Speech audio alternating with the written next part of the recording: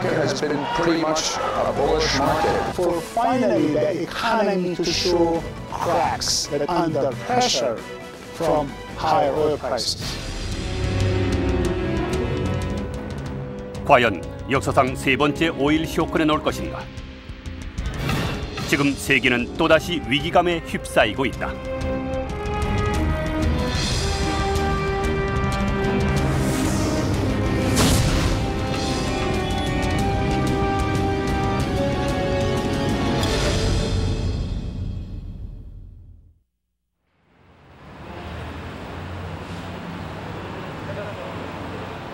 예상을 뛰어넘은 고유가의 충격은 거리의 풍경을 바꿔놓고 있다.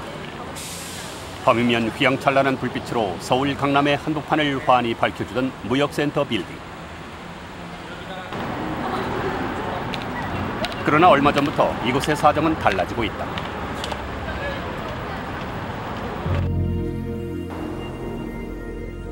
일과 시간이 지나면 건물 곳곳은 암흑으로 변한다.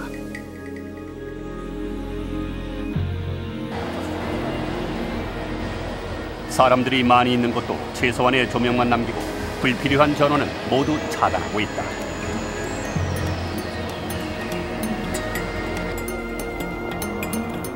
무역센터 측은 최근 유가가 급등한 이후 대대적인 에너지 관리에 돌입했다. 에너지가 새는 곳은 없는지 에너지 지킴이까지 나섰다.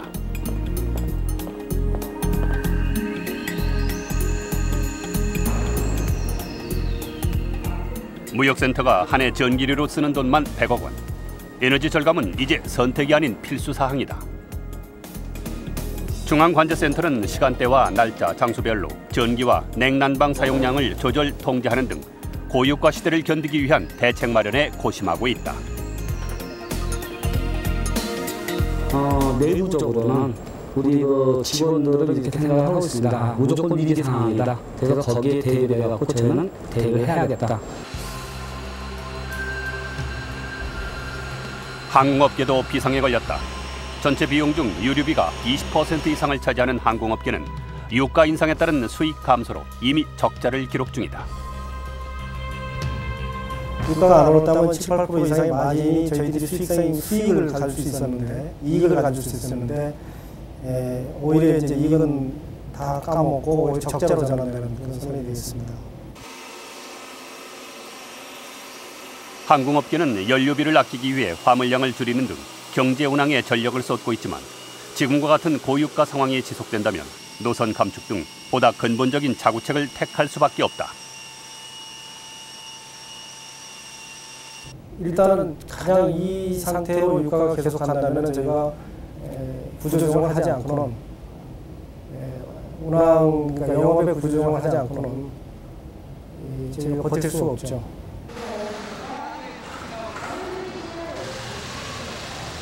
올 초부터 계속 상승해온 주유소 휘발유 가격. 최근 고유가로 정유 회사들은 가격을 또 인상했다.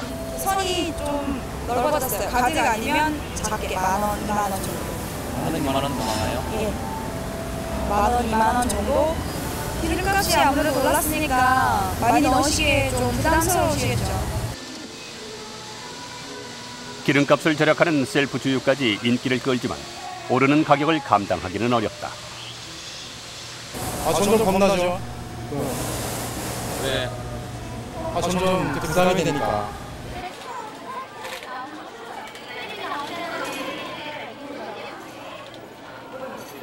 유가 급등이 당장의 제품 가격 인상으로 이어지고 있지는 않지만 시장에는 곧 물가가 오를 것이라는 불안감이 팽배해 있다. 소비자들은 지갑 열기가 두렵다.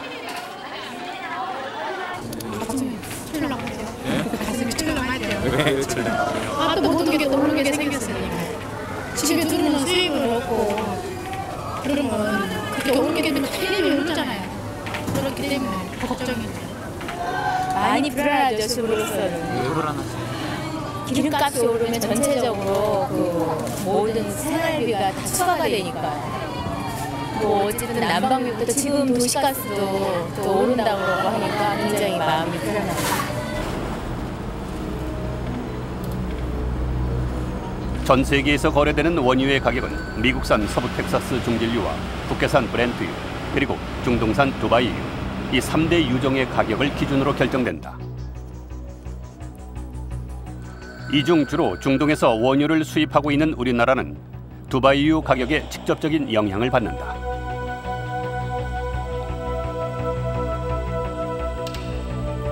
그런데 이 두바이유가 올 들어 고공행진을 기록, 지난해 평균보다 무려 10달러 이상 치솟은 것이다.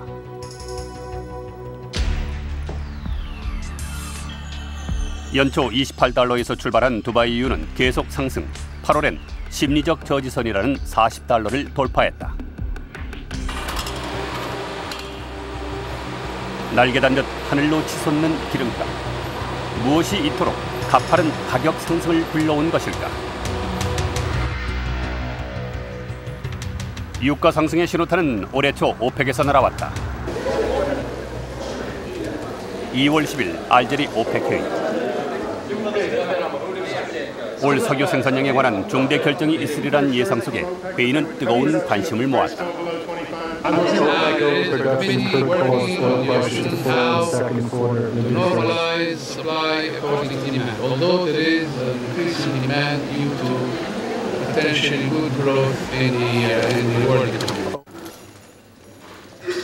당초 세계는 석유 수요 증가에 따른 생산량 증산을 기대했다. 하지만 오펙은 뜻밖의 100만 배럴 감산을 결정했다.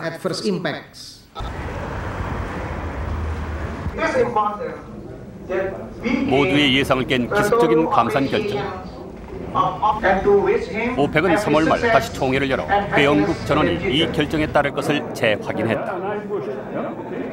So our decision today is in order to get, one is to stabilize the oil prices. The second is really to help to stabilize the market in order to get enough supply in the market.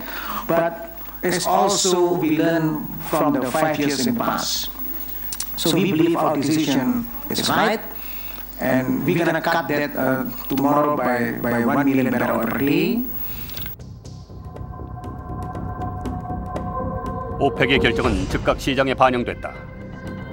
20달러대에서 안정적으로 움직이던 유가는 감산 소식이 전해지며 오르기 시작. 3월 고유가의 기준점으로 여겨지는 30달러를 돌파한 것이다. 오펙의 감산 결정이 결국은 그 수요 2004년 수요의 빠른 성장이라는 시장의 또 다른 예상과 맞물리면서 시장에서는 수급 불안에 대한 우려가 상당히 급격하게 커졌었고요.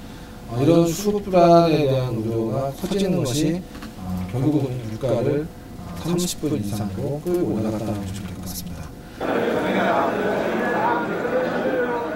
오펙은 왜 감산이라는 카드를 꺼내든 것일까? 2000년 이후 오펙은 배럴당 22달러에서 28달러를 적정 가격으로 보고 이를 유지하는 데 정책을 맞춰왔다. 그런데 전 세계 석유 수요는 늘어났지만 지난해부터 주요 결제 수단인 달러화의 약세로 실제 수익은 줄어드는 상황이 빚어졌다. 결국 감산을 통해 가격을 올릴 필요가 생긴 것이다. The purchasing power of our revenue is low, If the purchasing power of dollars reduce, so the producer have to spend more in production cost, and of course the revenue of the producing countries will also reduce. That is why we say that our revenue is low now. 석유 수출국 기구 오펙은 1960년 이라크 바그다드에서 출범했다. 산유국의 이익을 극대화할 수 있는 협의체가 처음 탄생한 것이다. 값싼 원유가 넘쳐나던 시절, 단결된 오펙은 석유를 무기로 세계의 영향력을 확대해 나갔다. 그 힘은 곧 확인됐다. 오펙의 핵심인 중동은 1, 2차 오일 쇼크를 이끌며 석유 시장에서 가격을 결정하는 가장 강력한 세력으로 군림해왔다.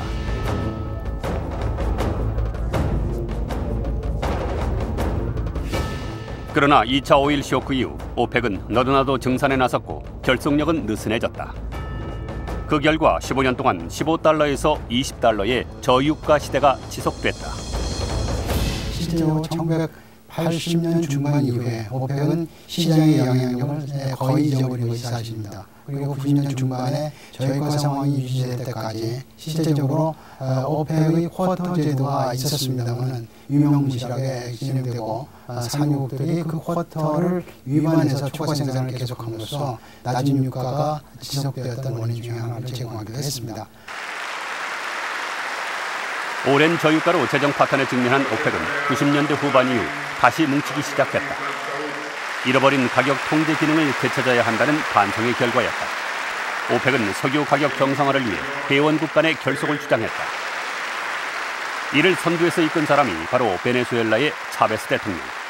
그는 석유 가격 인상을 주도한 대표적인 인물이다.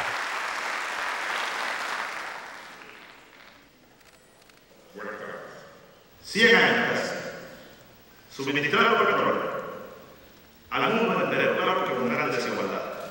En el mundo industrializado consumen 20, 40 veces más que no será eficiente o dejará de ser eficiente si llegase, por ejemplo, a poner en peligro la vida del donante, si lo llevase a la tumba, a pesar de que el que recibe la donación pudiera salir feliz de un hospital. Pero si esa donación llegó a la tumba al donante, eso no es eficiente. 오펙은 무섭게 결속했다. 그 결과 지난 5년간 생산을 20% 줄였지만 수익은 오히려 50% 늘었다. 조금 적게 생산해 많은 이익을 내는 것. 올 초 감산도 이 같은 오펙의 고유가 전략에서 비롯된 것이다. 오펙이 세계 석유 시장에서 자기 영향력을 높이기 위한 방법으로 시장의 점유율을 굉장히 중요한 지표로 원유의 생산량을 결정했습니다. 그러다 보니까 원유 가격이 오펙의 주도로 원유 가격이 굉장히 낮게 해줘야 되면서 오펙은 원유는 생산하면서도 충분히 벌지 못하는 그런 상황에 직면했죠. 그래서 2000년대 초반이 되면서 오펙이 시장 점유율보다는 세계 원유 시장에서의 점유율보다는 재정 수입을 극대화하는 쪽으로 원유의 생산 정책을 패러다임을 바꿨습니다. 그리고 실질적으로 그러한 효과로 인해서 비록 원유의 생산 수출량은 줄어들었다 하더라도 재정 수입은 훨씬 더 늘어나는 과거보다 늘어나는 성공적인 결과를 오펙 입장에서는 아주 성공적인 결과를 가져오게 됐죠. 그리고 올 유가 상승에는 이라크라는 돌발 사태가 가세했다. 4월 초 이라크 남부에서 시작된 시아파 반미 공비는 오펙의 고유가 정책으로 30달러를 넘어선 석유 가격에 불을 붙였다. 시아파들이 석유 시설을 공격해 생산과 수출에 차질이 생길지 모른다는 불안감이 시장에 확산된 것이다. 4월 이라크 사태에 이어 사우디아라비아에서도 악재가 쏟아졌다. 5월 연이어 터진 사우디 석유 시설에 대한 테러 공격. 세계 1위 산유국 사우디의 정세 불안은 공급 불안으로 이어졌다. 결국 국제유가는 4월부터 더욱 가파르게 상승. 사우디 사태가 발생한 5월에는 35달러를 훌쩍 뛰어넘었다. Crude oil prices are driven primarily by speculation, fears of potential supply disruption. People actually expected that there will be shortages, and that created this fear mentality. And unfortunately, oil prices now, in my view, reflect more than $15 of fear premium that have nothing to do with the real global supply demand situation. 중동 사태로 유가가 예상보다 더 높게 뛰자 오펙은 당황하기 시작했다. 결국 6월 초 오펙은 하루 250만 배럴 증산 계획을 발표한다. We decided to increase 2 million barrel oil per day, but we know that the driving season will start soon, the summer season. So then we decided also to increase 500,000 barrel oil per day by August. $30 선을 넘어서는 지나친 고유가는 오펙에게도 매우 부담스럽다. 안정된 시장에 적정한 가격은 수익을 보장하지만 시장이 불안해서 지나치게 가격이 뛰면 석유 수요는 줄게 되고 결국 장기적으로 이익도 감소하기 때문이다. Tout simplement parce que si les prix deviennent trop élevés, cela va susciter des efforts d'économie de produits pétroliers et des efforts de restructuration des économies, notamment de l'OCDE, qui vont durablement réduire la demande de produits pétroliers. De sorte que même s'il y a un gain à court terme du fait de la hausse des prix, le risque réel pour l'OPEP, c'est de se retrouver 5 ans après.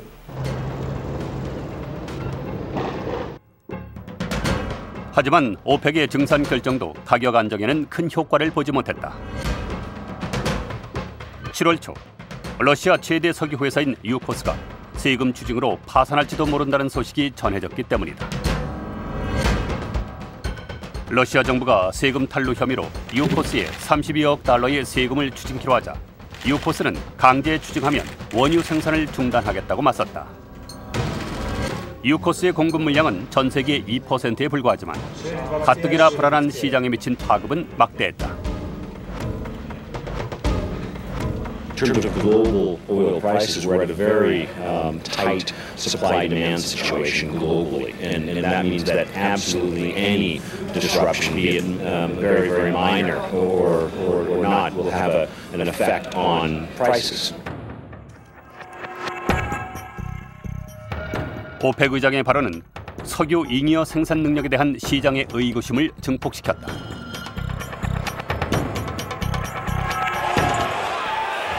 시장은 요동쳤다.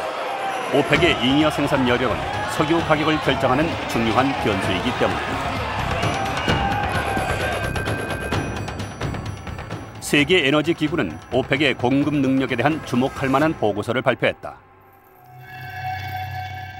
7월 오펙의 생산량이 한계 생산 능력에 거의 육박하면서 남은 생산 능력이 우리나라 하루 석유 소비량의 3분의 1 정도인 67만 배럴에 불과하다는 것이다.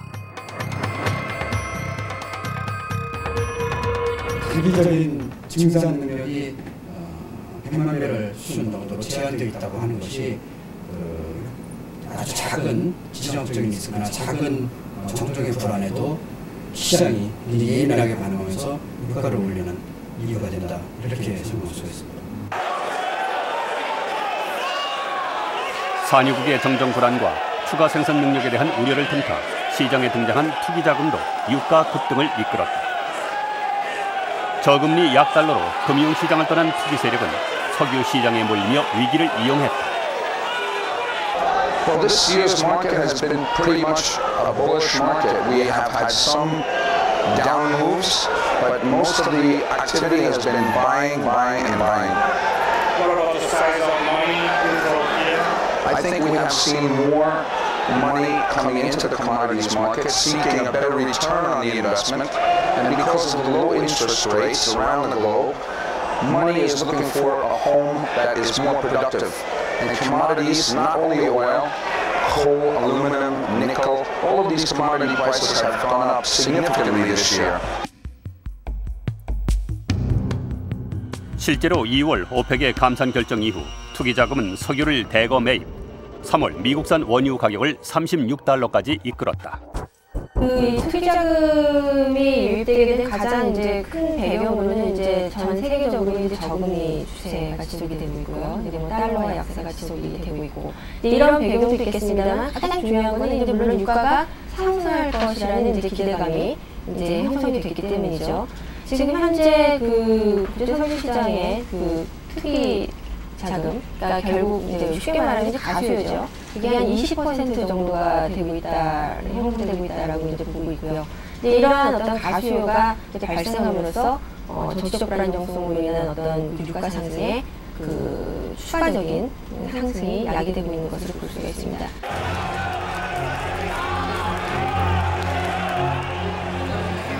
투기 자금은 그 자체로는 가격 결정력이 없다. 하지만 시장의 불안감을 증폭시키며 유가 상승을 이끌고 거기서 생기는 이득을 챙기는 산유국의 정정 불안과 오펙의 중대 발표가 있을 때마다 이들은 매우 기민하게 움직여왔다. 시장이 불안할 때 대거 석유를 사들여 유가를 상승시키며 프리미엄을 챙기는 것이다. 최근 유가 상승은 투기 자금의 움직임과 궤를 같이 하는 양상이다. They are able to orchestrate some perception of the market to make people think that oil will be in short supply. So everybody rushes to buy oil, and all of a sudden you drive the stock, the price up. So it is market manipulation, if you will. 그렇다면 유가는 과연 어디까지 오를까? 세계 일부 기관들은 최고 80에서 100달러까지 오르는 상황도 경고하고 있다. 단 중동 정세가 최악으로 갈 경우를 놓고 본 시나리오다. 그러니까 물론 그 유가가 배불가는 상황도 발생할 수 있는데 전제 조건이 그 도이치뱅크에서 이야기한 전제 조건은 첫째가 이라크 석유 공급이 전면 중단된다. 200만 바렐이. 그런 전제 조건하고 거기에 더해서 그 사우디가 현재 그 세계 최대 생산국이지 않습니까? 약 한 지금 뭐 900만 배럴 이상을 생산하는데 이 중에서 그 절반에 가까운 400만 배럴 정도가 사우디 석유 시설이 어떤 대규모 테러를 당한다든지 이렇게 해서 중단이 된다. 이러면 합쳐서 한 600만 배럴 인데 그러면은 세계 전체 공급량의 약 한 7% 이상이 될 겁니다. 이런 상황이 오면은 유가가 100불까지 급등할 수 있다. 만약에 그런 상황이 온다면 분명히 100% 갈 수 있습니다.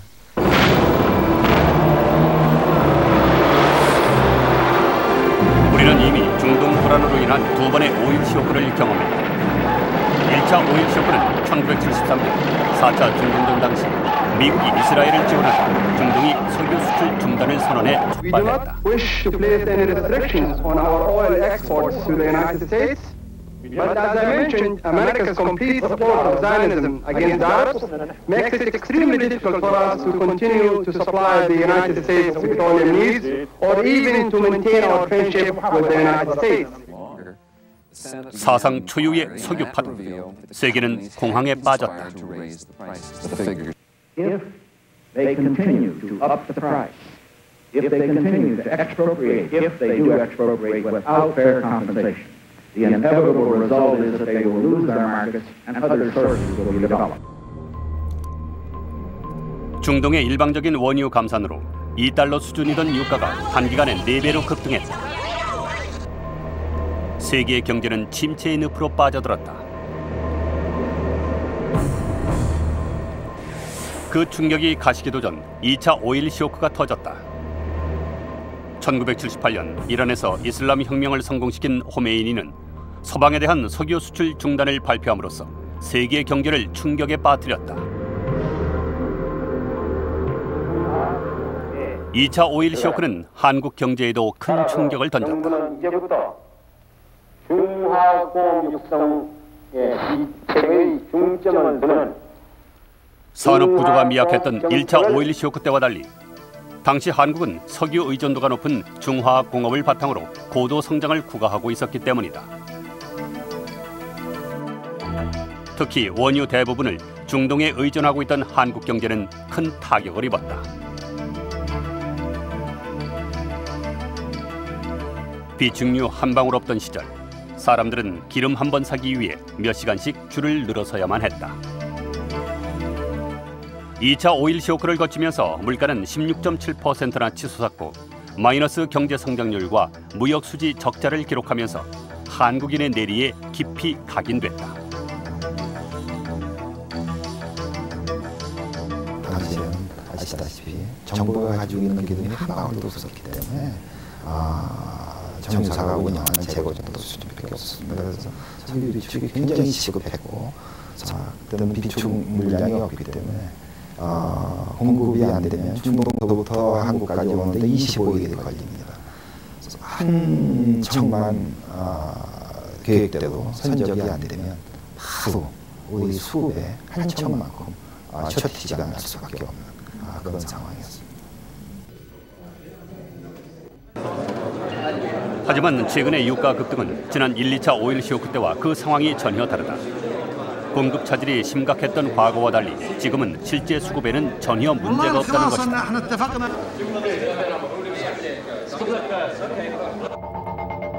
세계 석유 수급 상황을 보면 올해는 수요가 는 만큼 공급도 늘어 오히려 100만 배럴 정도가 과잉 공급되고 있는 상황이다. 1, 2차 오일 쇼크와 지금의 가장 큰 차이점은 1, 2차 오일 쇼크는 아까 말씀 정치적 이벤트에 의해서 분명한 정치 세력에 의한 석유 공급의 감소, 그를 통해서 유가의 폭등으로 이어졌고 그것이 경제에 영향을 미친 반면 지금의 상황은 소위 그 원유 수급의 차질에 대한 우려감이 증폭되면서 현실로 나타나지는 않았지만 향후의 우려감이 시장에서 가격의 폭등으로 이어졌다는 측면에서 가장 큰 차이점이 아닌가 싶습니다.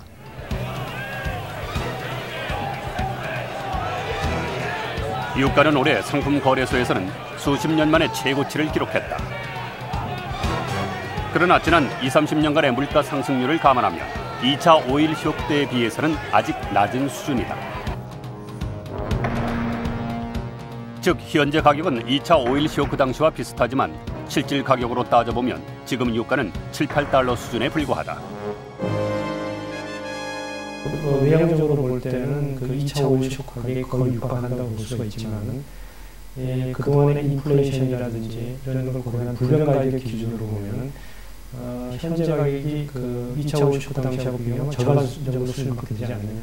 또 거꾸로 얘기하면 2차 오일 쇼크만한 그 가격 상승 효과가 있으려면 불변 가격 기준으로 보면 현재 가격이 80분이 돼야 된다. 이제 이렇게 볼 수가 있죠. 이런 점에서 상당히 많이 차이가 있고요. 중동은 언제든 오일 쇼크를 불러올 수 있는 잠재적 하약고다. 그러나 공급 차질이 없고 가격 상승의 폭도 1, 2차 오일 쇼크에는 못 미칠 만큼 국제 유가가 쇼크 수준까지 치솟지는 않을 것이라고 전망하고 있다. 실제로 40달러까지 치솟던 유가는 최근 일주일 사이 잠시 주춤하고 있다. 28일 현재 석유 시장에 거래되는 두바이유 가격은 37달러 선. 유가 상승의 요인이었던 러시아 유포스 사태가 해결될 것이라는 전망과 세계 5위 산유국인 베네수엘라의 정경 불안이 더 이상 악화되지 않은 점이 호재가 됐기 때문이다. 또 국제 유가 흐름을 좌우할 최대 변수인 이라크에서 전해진 긍정적인 소식 덕분이다.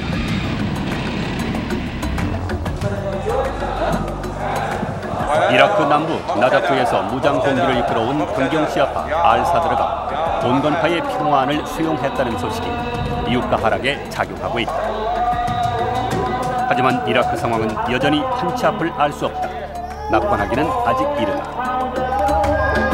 예를 들어서 사우디의 어떤 산유 시설이나 아니면은 그러니까 석유 생산 시설이나 송유관 등에 대한 어떤 대형 테러가 발생한다 할 경우에는 물론 50불대의 어떤 그 상당히 그 3차 오일 쇼크까지 갈 수 있는 가능성은 있습니다. 하지만 이것은 정치적인 돌발 사태라고 볼 수가 있기 때문에 우리가 그 간단하게 예측하기는 쉽지가 않은 거고요. 이제 여기서 이제 중요한 점은 이제 이렇게 3차 오일 쇼크까지는 이제 가지 않겠지만 이것이 상당 기간 이제 30불대의 그런 고유가가 지속될 수 있을 것이라는 점이고요. 세계 석유 수요의 급증도 고유가를 지속시킬 요인이다. 세계 에너지 기구는 올 들어 벌써 7차례나 석유 수요 전망을 상향 조정했다. 불과 몇 개월 만에 우리나라 하루 소비량인 200만 배럴 이상 늘어난 것이다. De Chine, d'Inde et des autres pays en développement, grâce au Kazakhstan, grâce à la Russie, un certain nombre de nouveaux producteurs ou de producteurs qui montent en puissance. Maintenant, ce scénario-là, il correspond à une stabilité sur les 12 prochains mois. Sur le plus long terme, on ne peut absolument pas imaginez qu'on échappe complètement à des nouvelles hausses sur le marché, des hausses durables. Il faut bien voir que, par exemple, la Chine a des besoins en énergie. 석유 수요의 급증, 그 중심에는 중국의 초고속 성장이 있다. 연간 7~8%대의 고도 성장을 기록하고 있는 세계의 공장 중국은 이제 세계 석유 수요 증가분의 3분의 1을 차지하고 있다. 생활 수준이 높아지면서 자동차 구입도 폭증, 중국의 자동차 보급률은 10가구당 1대꼴로 높아졌다. 最近的销售情况从我们这里看一直是比较平稳，然后从年初到现在，我们一共销售了近2900台车，平均大概每天都在10几台左右。 13억 인구의 급격한 석유 소비 증가는 중국 자체뿐만 아니라 세계적인 에너지 위기 요인으로 부상하고 있다. 随着这个中国经济增长，还有这个产业结构现在这个工业化这个程度逐渐加深，将来呢就是说这个石油对矿石能源依赖很可能要达到就是每年以4.5%的速度要增加。那么现在呢，我们据统计呢，就是2003年我们对那个从海外进口石油达7000多万吨。 今年呢，就是可能要突破1亿吨，因为上半年的统计就将近6000多万吨。 10년 사이 중국의 석유 소비는 2배로 급증, 세계 2위의 석유 소비국이 됐다. 반면 자체 유전에서 생산되는 석유는 고갈되고 있어서 해외로부터의 수입량을 더욱 늘려갈 수밖에 없다.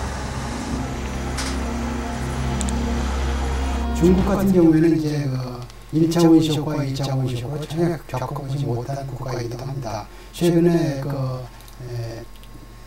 에너지난에 여러 가지를 공작하면서 천연가스라든가 원유에 대한 수요가 늘어나고 있는 것이 현실입니다. 결국 경제발전 단계에서 가장 필요한 동력원인 석유와 전력을 확보하기 위해서 중국이 국영석유사를 필두로 해서 유전 매입이라든가 석유 매입에 몰두하고 있기 때문에 만약 이러한 것들이 실제적으로 부차별적으로 이루어졌을 때 유가 상승에 상당한 영향을 끼칠 수 있다라고 하는 관점에서 보면 상당히 우려할 만한 수준이고요. 수요 증가라는 구조적인 문제와 계속되는 중동의 불안. 이제 고유가는 돌이킬 수 없는 대세라는 것이 전문가들의 대체적인 분석이다. 이 유가 급등을 가져온 구조적인 요인이 있기 때문에 수요가 급증한다든지 또 오펙이 고유가 정책을 택하고 있다든지 또 오펙이 가지고 있는 여유 생산 능력이 상당히 제약되어 있다든지 이런 여유 생산 능력 같은 문제도 투자가 선행되어야 되기 때문에 단기간에 1, 2년 내에 늘어날 수 없는 문제이기 때문에 이런 부분이라든지 이런 점을 고려해보면 유가가 30불 이하로 좀 중장기적으로 보더라도 두바이 기준으로 30불 이하로 떨어지길 기대하기도 좀 어려운 거 아니냐. 이렇게 본다면 저희들이 이제 80년대 소위 저유가 시대 15불 내지 20불 하던 시대 이런 시대로 돌아가기 어렵지 않느냐. 이제는 저희들도 이제 30불 대 유가를 생각하고 거기에 이제 준비를 해야 되는 게 아니냐. 이제 이렇게 생각하고 있습니다. 고유가의 파장은 한국의 산업 현장을 흔들고 있다. 직격탄을 맞은 것은 석유를 원료로 하는 이른바 굴뚝업종들이다. 충남 천안에 있는 한 플라스틱 가공업체.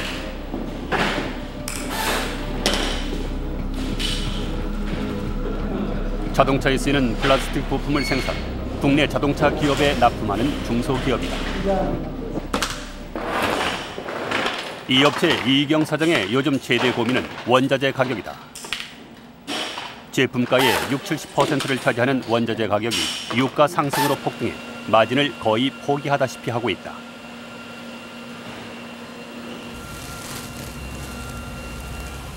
이게 뭡니까? 플라스틱의 주 원료는 석유를 정제해 만든 폴리프로필렌. 이 가격이 지난해보다 절반가량 오르면서 가동을 중단하거나 도산하는 업체가 줄을 잇고 있다. 이거 빼가지고 그래도 지금 저희 회사는 그래도 그냥 가동률이 80%가 넘기 때문에 그냥 다른 회사에 비하면 좋은 편입니다. 그러나 다른 회사들은 아마 가동률이 50% 되는 사람들이 많습니다. 도산하는 분들이 그런 것도 많죠.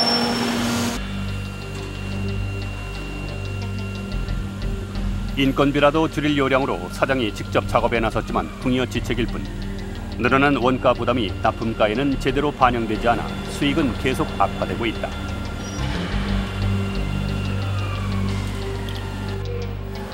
이런 악순환은 다른 플라스틱 중소기업체들도 마찬가지다. 그러니까 작년에는 108만 원에서 118만 원으로 올랐어요. 예, 작년에. 그래서 금년 지금 8월 달에 지금 오른다는 게, 예? 200원이 더 오르면 138만 원이 오른다는 얘기입니다. 그럼 9월 달에는 또 200만 원을 또 올리겠다. 그럼 158만 원. 그럼 남을 게 어디 있겠어요? 거꾸로 갖다 돈을 대기 전에는 살아남기 힘들어요, 중소기업이. 화학 섬유 업체들의 사정도 다르지 않다. 중국의 저가 공세와 인건비 상승 속에 밀려온 고유가 파고는 화섬업체들의 설 자리를 점점 위협하고 있다. 화학 섬유인 폴리에스테르의 원료인 TPA는 석유에서 얻는데 유가 상승으로 이 가격도 40% 이상 올랐다.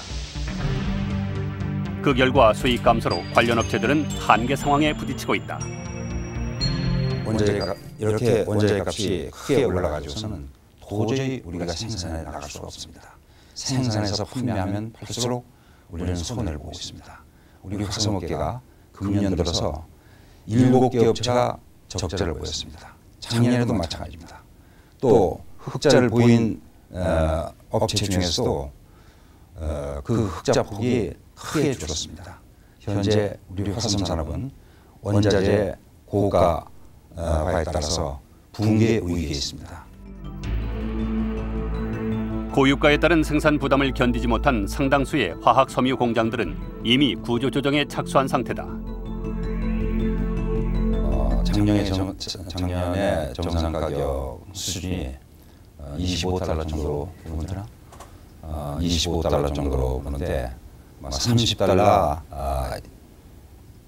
배럴당 30달러 이하로 돼야 우리 업계가 견뎌나갈 수 있을 것으로 봅니다. 우리나라 기업들이 견뎌낼 수 있는 석유 가격은 과연 얼마일까?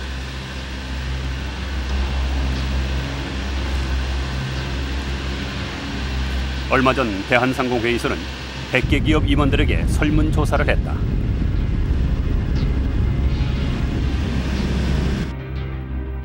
실제로 유가가 40달러대를 기록하면 조선, 전기전자, 섬유 등이 경영 불가 상태에 이르는 것으로 나타났다. 그나마 대기업일 경우다.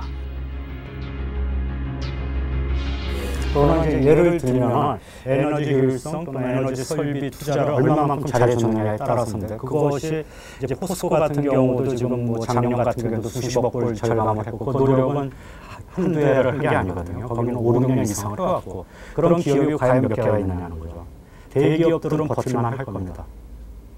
중소기업은 다 무너질 수밖에 없거든요. 그럼 한국 경제가 버틸 수 있느냐. 중소기업이 대기업을 받쳐줘야 되는데 그건 불가능해요.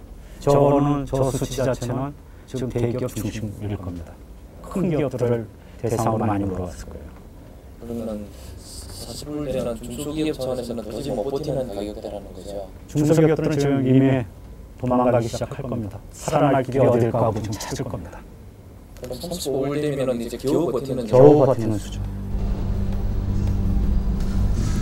고유가는 결국 물가 상승을 불러온다.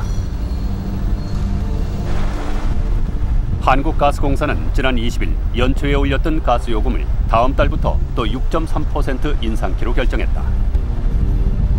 가파른 유가 급등으로 요금 인상이 불가피하다고 판단했기 때문이다. 그 유가 1불의 오름에 따라 가지고 추가 부담이 아까 말씀드린 대로 1억 4,300만 불입니다. 1,640억이고 우리 당시 순이익이 2천억에서 3천억 사이거든요. 그런데 1분만 오르더라도 만약에 도시가스 요금을 동결시켜버리면 저희들은 한 2불, 3불 때만 가더라도 저희들은 전체 당기 수익은 적자로 돌아서게 됩니다.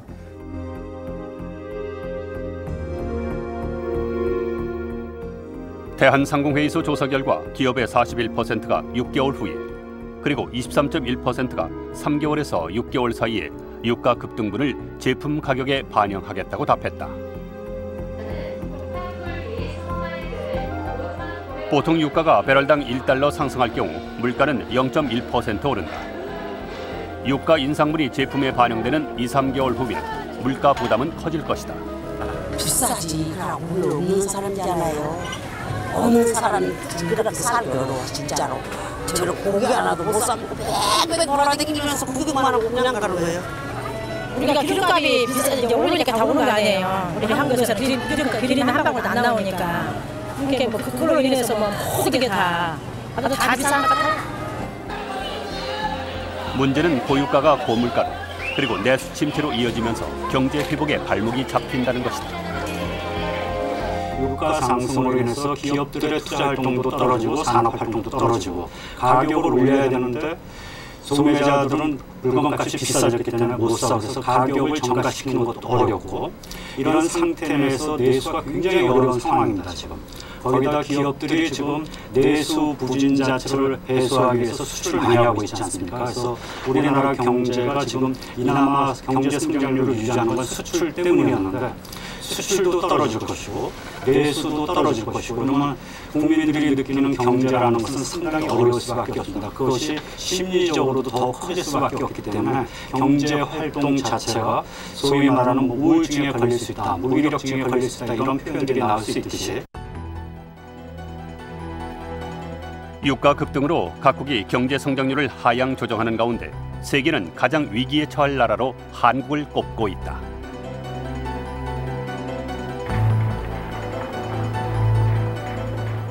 이는 한국 경제가 고유가에 가장 취약한 구조, 다시 말해 에너지 효율성이 매우 낮은 구조를 가지고 있기 때문이다.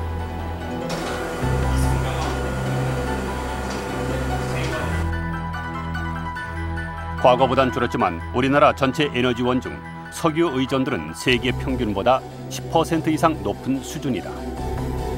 우리나라의 에너지 효율성은 좀 상당히 좀 떨어지는 편이고요. 일단은 산업 구조에 큰 문제가 있는 것 같습니다. 산업 구조가 에너지를 많이 사용하는 중화공업 위주고 또 중화공업 우리나라 특화된 중화공업 살펴보면 자동차라든가 석유화학이라든가 철강이라든가 예를 들면 선진경제 같은 경우는 산업들이 좀 소프트되어 있거든요. 서비스 산업이라든가 IT 산업 이런 쪽은 이제 에너지에 대한 의존도가 상당히 좀 낮을 수밖에 없고요. 그래서 같은 에너지를 사용했을 때 부가가치를 생산하는 규모 면에서 보면은 우리보다는 선진국이 상당히 효율적인 구조죠. 고유가로 경제 회복의 전망이 불투명한 지금, 그러나 세계 4대 석유 수입국 한국의 에너지 위기의식은 여전히 낮은 수준이다.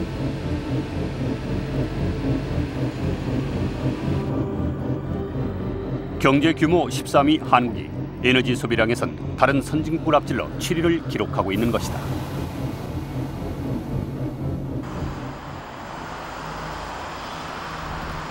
세계 5위의 경제 대국 프랑스. 그러나 에너지 소비량은 한국보다 적다. 파리 도심 출근 시간, 자동차보다는 지하철을 타거나 걸어 다니는 사람들이 유난히 많다. J'habite dans Paris, donc il n'est pas nécessaire d'avoir de voiture. On a de bons transports en commun. Et puis tous les matins, je vais au bureau à pied, 50 minutes. Voilà. 거리를 달리는 자동차들도 대형차보다는 1300cc 이하의 2인승 경차가 줄을 i룬다.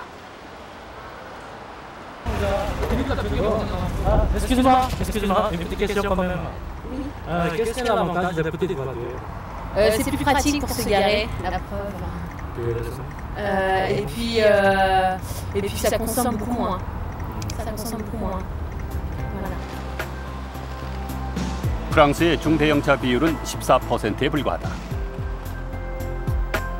1500cc 이하의 중소형차들이 전체 등록 차량의 71.3%로 압도적인 우위를 점한다.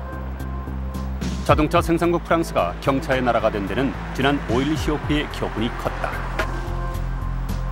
En fait, ce qui s'est passé après 1973, il y a eu un choc psychologique majeur qui a été subi par tous les consommateurs, qui se sont aperçus du jour au lendemain que l'énergie, qui était considérée auparavant comme pratiquement un bien gratuit, était devenue un bien extrêmement onéreux. Normalement, avant 1974, on ne faisait pratiquement aucune isolation correcte des bâtiments et des logements. Et on a fait énormément de progrès en 30 ans dans ce domaine en France. Et puis, on a réduit effectivement la taille des voitures. Alors, tout ceci... 에너지에 대한 프랑스인들의 인식은 각 가정에도 확인할 수 있다.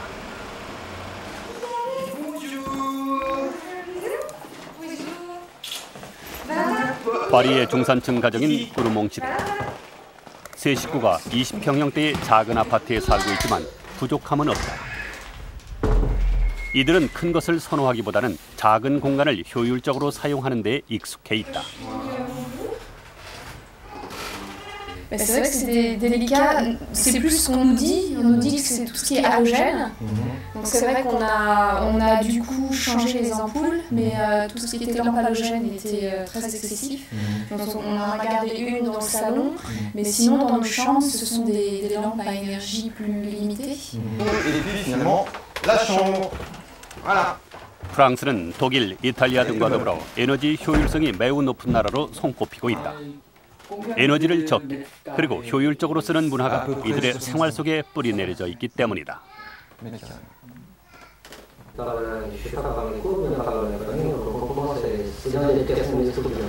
dans l'éducation de la famille, oui.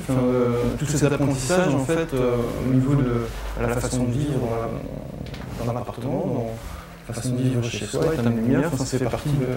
Mais enfin, on l'a intégré dans notre éducation, ça n'a pas été...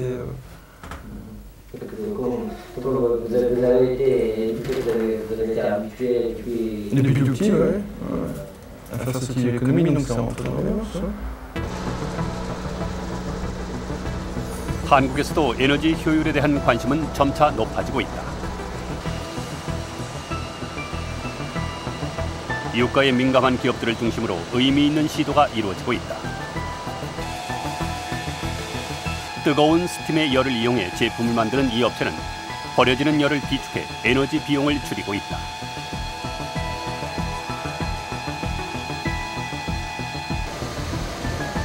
에너지 절감은 현재 이 업체의 최대 과제다. 이웃가가 폭등하면서 마음은 더 급해지고 있다. 업체는 올해 총 50억 원의 에너지 비용을 줄인다는 목표를 이미 세워두고 있다. 저희들은 우선 에너지 하면은 전기, 스팀, 용수 이렇게 한 세 가지 정도가 있는데 특히 스팀 부분은 많은 절감을 지금 하고 있습니다. 그래서 금년도에 스팀 사용량을 절반으로 줄이는 그런 운동을 하고 있고 현재 전기도 줄일 수 있다는 신념을 가지고 현재 전기 사용의 20%를 절감하는 목표를 현재 추진하고 있습니다. 한 번 사용된 용수도 재처리에 비용 절감을 이뤄내고 있다. 컴파운드에서 나오는 냉각수를 이쪽을 통해서 하천으로 나가게 되는 물을 현재는 이쪽을 막아가지고 이쪽으로 통하게 함으로써 이 물을 공정에 재활용하게 됐습니다. 그래서 하루에 3,000톤의 물을 재활용하고 돈으로 따져가지고 연간 5억 원의 절감 효과를 나타낸 사례가 되겠습니다. 규모는 크지만 이 공장도 석유화학업체 특성상 유가가 오를 때마다 적지 않은 타격을 입어왔다. 결국 에너지가 곧 경쟁력이라는 것을 절감했고 이를 위한 새로운 기술을 축적해왔다. 이런 노력의 결과로 이 공장은 지난 5년간 에너지 비용을 비롯한 원가를 대폭 줄일 수 있었고 반면 생산량은 증대시켰다.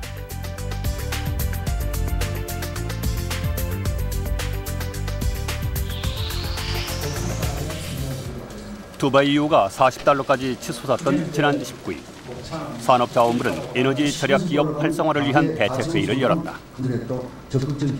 이 자리에서 정부는 에너지 효율을 높이는 기업에 대한 지원을 약속했다. 에너지 절약 시설 투자에 대해서는 세액 공제도 지금 7%로 되는 것을 그저께 당정회의를 통해서 10%로 높이도록 했고, 또 대상 품목도 19개에다가 공정 5개 공정과 19개 품목을 포함해서 하기로 했고, 또 해외 자원 개발이라든가 이런 그 엑스포에 대한 그 융자 금리도 대폭 낮추는 걸로 이렇게 준비했습니다. 산업 현장과 함께 일반 소비 제품도 고유가 시대에 맞는 에너지 고효율 시스템으로 가야 한다. 자동차 업계는 최근 에너지 저소비용 자동차인 하이브리드카 개발에 박차를 가하고 있다. 복합 자동차를 의미하는 하이브리드카는 기존 차에 비해 연비 여러분들이 차에 들어있는 40%가량 높다. 상당히 흡사하게 생기고 실제로 기능도 비슷하지만, 근데 하이브리드 자동차 같은 경우는 엔진 외에 이쪽에 보시면 모터가 하나 더 들어있거든요. 이 모터를 이용해가지고 기존 차하고는 다른 하이브리드 기능을 수행하게 됩니다. 하이브리드카는 달릴 때는 휘발유를 쓰고 감속할 때 생기는 에너지를 전기 엔진에 축적해 휘발유 사용량을 줄이는 자동차다. 이 차는 고유가 시대로 접어든 자동차 업계의 새로운 대안으로 떠오르면서 각국이 개발에 사활을 걸고 있다.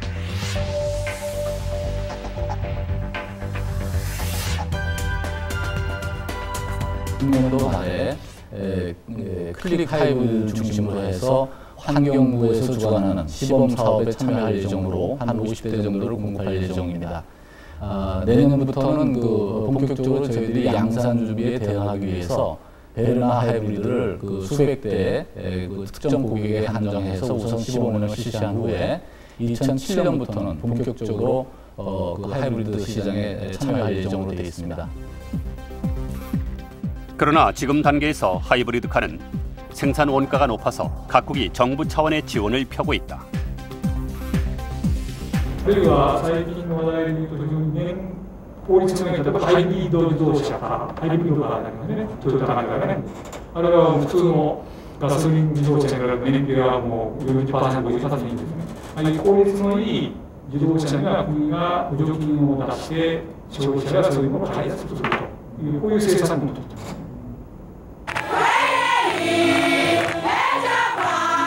에너지 소비를 줄이는 것 못지않게 공급을 확보하는 것도 중요하다. 각국은 해외 자원 확보에 혈안이 돼 있다. 중국 후진타오 주석이 아프리카 산유국 가봉을 방문한 것도 그 때문이었다. 중국의 무차별적 석유 외교는 서서히 성과를 나타내고 있다.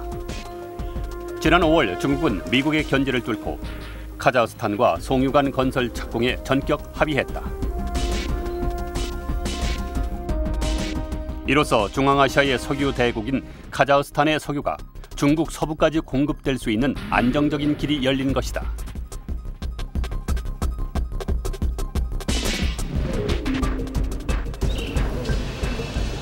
중동 불안이 계속되고 있는 지금 중앙아시아는 새로운 에너지 보구로 떠오르고 있다.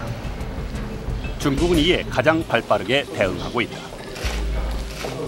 중앙아시아 5개국을 포함한 상하이 협력기구를 만들어 매년 정상회담을 여는 것도 이 지역 에너지에 대한 우선권을 확보하기 위해서다.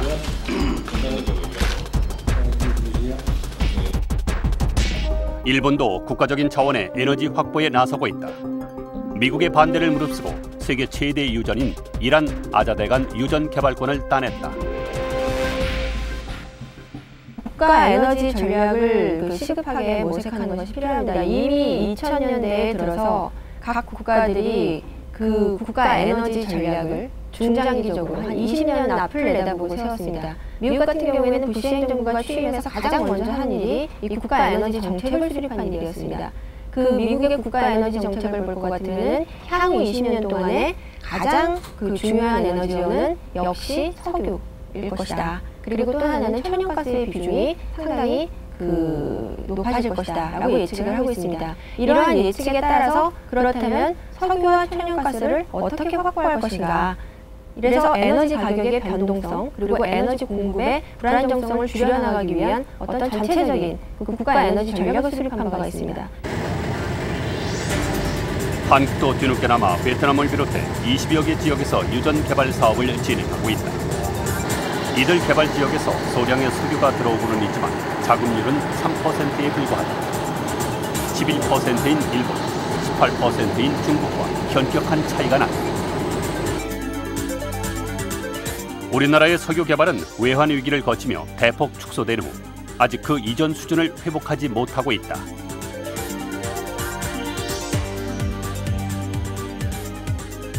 해외 자원 개발에 투자되는 돈은 선진국 다른 나라에 비해서 이웃 일본에 비해서도 한 10분의 1, 정부 투자 비율은 한 20분의 1밖에 안 됐기 때문에 결국 투자 재원을 좀 늘려야 된다는 것이 최근에 우리 사태를 겪으면서 느끼는 바입니다. 가장 중요한 것, 우선 인식의 전환이라고 생각을 합니다. 이 에너지라는 것이 물처럼 막 써도 되는 것이 아니라 이것이야말로 우리의 생명줄이고 이것이야말로 우리가 국가 안보적인 차원에서 상대해야 할 그런 대상이다. 이런 식의 인식의 전환이 우선 가장 필요하고요. 그다음에 그러한 이 전환된 인식의 바탕 위에서 지금까지 많이 주저해왔던 해외 에너지 개발 투자를 갖다가 확대를 시키고, 그다음에 뭐 태양광, 그다음에 풍력, 그다음에 수소 연료전지 같은 그 신재생 에너지에 대한 투자를 갖다가 과감히 해나가야 됩니다.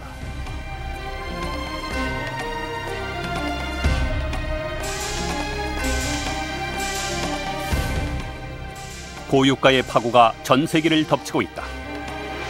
한국도 이 시장 질서에서 벗어날 수 없다.